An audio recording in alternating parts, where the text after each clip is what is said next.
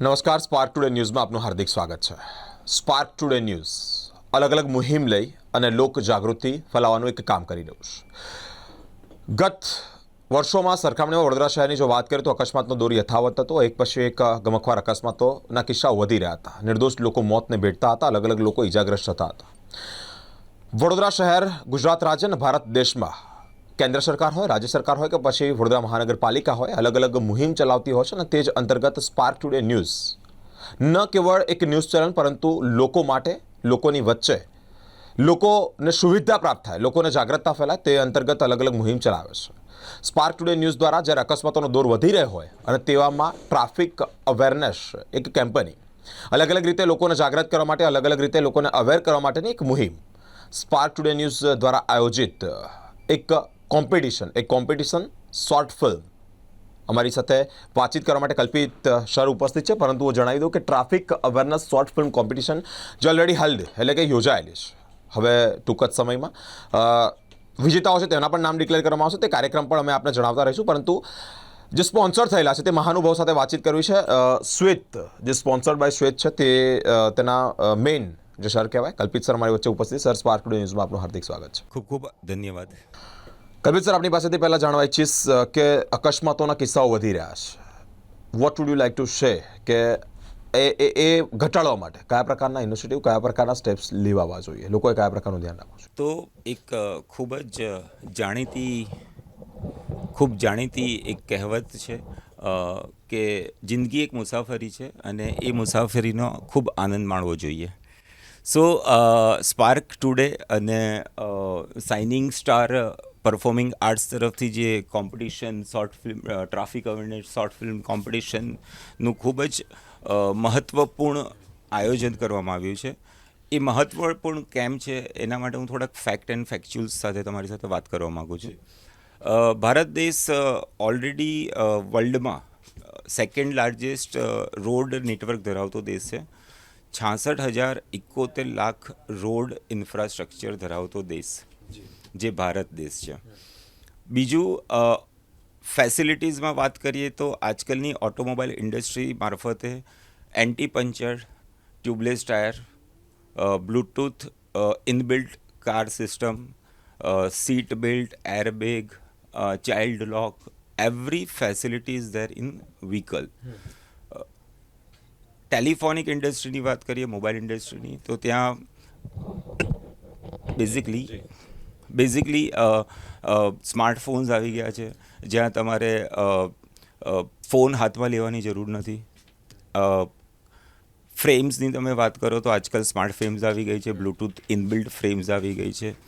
આ બધી જ ફેસિલિટી સાથે ત્રીજું અચીવમેન્ટ આપણું ભારત દેશનું એ છે કે ઓડિશા, તમે સાંભળ્યું જ હશો, જાણો છો ઓડિશા વિશે. ભુવનેશ્વર સિટી જે છે એ already 17th urban mobility India 2024માં city with the best public transport સિસ્ટમમાં નવાજીત કરેલી છે. આ સન્માન છે દેશ માટેનું. હવે ફેક્ટ્સની વાત કરીએ તો ઝુટોબી સોર્સ મારફતે ઇન્ડિયા 49th રેન્ક પર છે 53 કન્ટ્રીઝમાંથી. ઇન્ડિયા હાઈએસ્ટ રોડ એક્સિડન્ટ્સ માટે પ્રચલિત છે દુનિયામાં. વાત કરીએ કે સપોઝ એક્સિડન્ટ્સની વાત કરીએ તો 7 થી 8 લાખ લોકો અત્યારે પાછલા 5 વર્ષમાં મૃત્યુ પામ્યા છે માત્ર રોડ એક્સિડન્ટ્સથી. એટલે આપણે એને દિવસની વાત કરીએ તો 1264 રોડ એક્સિડન્ટ્સ, જેમાં 474ની આસપાસ લોકો રોડ એક્સિડન્ટ્સથી મળતા હોય છે. કલાક પર લાવીએ તો 53 એક્સિડન્ટ્સ ઇન 1 hour અને 53માંથી 19 જણો રોડ એક્સિડન્ટમાં મૃત્યુ પામે છે. દુઃખદ વાત એ છે કે આ રોડ એક્સિડન્ટમાં જે એજ ક્રાઇટેરિયા છે એ 18 થી 34 વર્ષની નવજુવાન પેઢી જ છે. યંગ જનરેશન જ વધારે આ રોડ એક્સિડન્ટ્સમાં મૃત્યુ પામે છે. સો આ મારફતે હું તમને એ કહેવા માગું છું કે આપણા બધાને ખ્યાલ જ છે કે ઓવર સ્પીડથી ગાડી નહીં ચલાવવી જોઈએ, ફોકસથી ગાડી ચલાવવી જોઈએ, મોબાઈલનો યુઝ ના કરવો જોઈએ, સિગ્નલ્સ બ્રેક ના કરવા જોઈએ. આ બધું જાણકારી હોવા છતાં પણ હ્યુમન બિંગ તરીકે આપણે ક્યાંક ને ક્યાંક ઉતાવળમાં આ બધું ભૂલી જઈએ છીએ.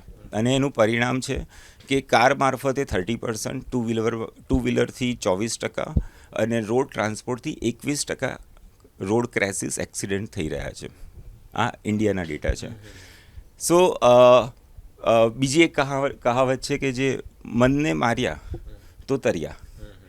એ ગુજરાતીની કહેવત છે અને ગુજરાત એક એવું સ્ટેટ છે જે સંસ્કારી નગરીમાં પણ આવે છે, વડોદરા સિટી.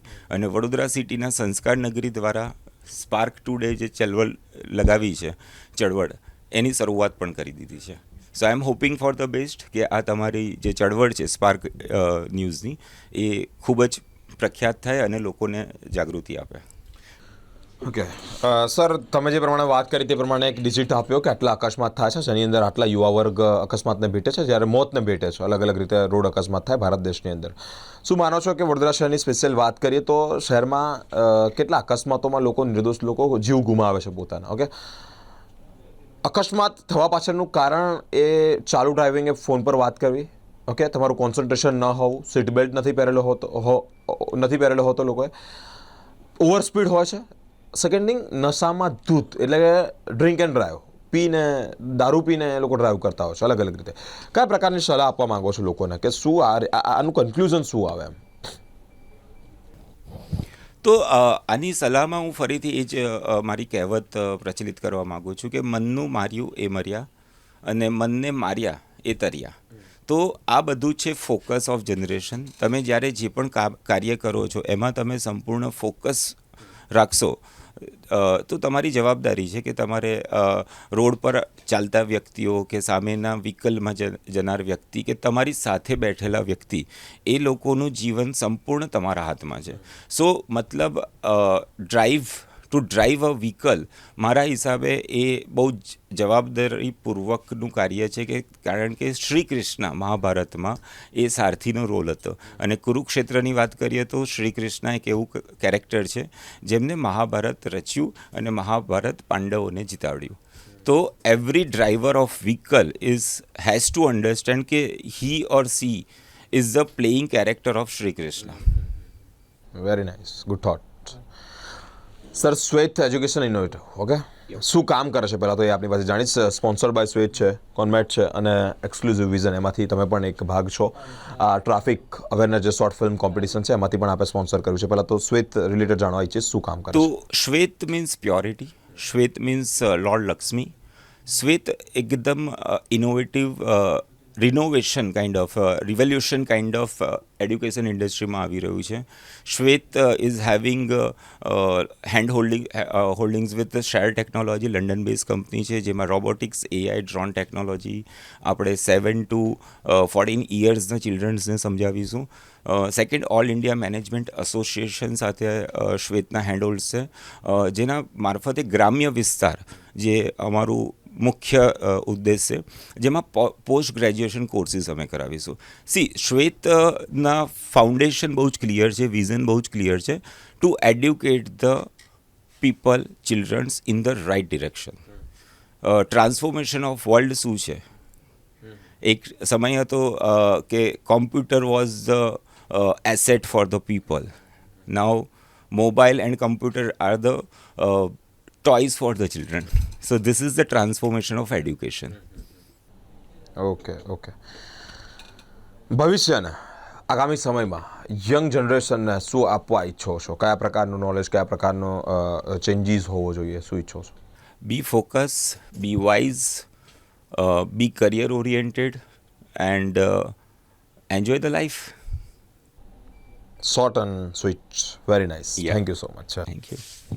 મિત્રો, સ્પાર્ક ટુડે ન્યૂઝ દ્વારા આયોજિત આ short film, traffic awareness short film, તે રિલેટેડ એક કોમ્પિટિશન રાખવામાં આવી હતી. ટૂંક જ સમયમાં તેનો ડિક્લેર કરવામાં આવશે. પરંતુ જે સ્પોન્સર થયા તે તમામ મહાનુભાવો સાથે વાતચીત કરી અને એક સ્પષ્ટપણે એક વાત પુરવાર થઈ રહી છે કે પોતે જ્યારે ડ્રાઈવ કરતા હોય, પોતાનું વ્હીકલ ડ્રાઈવ કરતા હોય, તે અંતર્ગત ટચસ્ક્રીનવાળો જમાનો છે, લોકો બહુ જ કહેવાય કે બહુ જ જલ્દી કોઈ પણ ડિસિઝન જોઈએ, કોઈક જલ્દી રિઝલ્ટ જોઈએ અને તે અંતર્ગત હવે લોકોમાંથી ધીરજ જતી રહે છે. અને તે રિલેટેડ નશાની ધૂત હાલતમાં હોય, ઓવર સ્પીડ હોય કે પછી મોબાઈલ યુઝ કરતાં ડ્રાઈવ કરવું કે પછી સેફ્ટી બેલ્ટ પહેર્યા વગર ડ્રાઈવ કરો, તમામ બાબતે સર પાસે ડિજિટ્સ આવ્યા. એ ભારત દેશના ડિજિટ્સ કે આટલા લોકો આટલા પ્રતિ અવર મરી રહ્યા છે એ માર્ગ અકસ્માતથી મળી રહ્યા છે. અને તે જ અંતર્ગત સ્પાર્ક ટુડે ન્યૂઝ દ્વારા મુહિમ હાથ ધરવામાં આવતી, સ્પોન્સર્ડ બાય શ્વેતના સર સાથે પણ વાતચીત કરીને એ વસ્તુ માલુમ પડ્યું છે કે આ બાબતે ધ્યાન રાખવું જોઈએ. અલગ અલગ રીતે જે કાર્યક્રમો યોજાતા રહેશે, તમામ મહાનુભાવોને આપ વચ્ચે ઉપસ્થિત કરતા રહીશું અને તેઓની માહિતી આપ સુધી પહોંચાડતા રહીશું. સ્પાર્ક ટુડે ન્યૂઝ પર જોડાયેલા રહો. કેમેરામેન ગૌતમ સાથે હું બિરેન, સ્પાર્ક ટુડે ન્યૂઝ.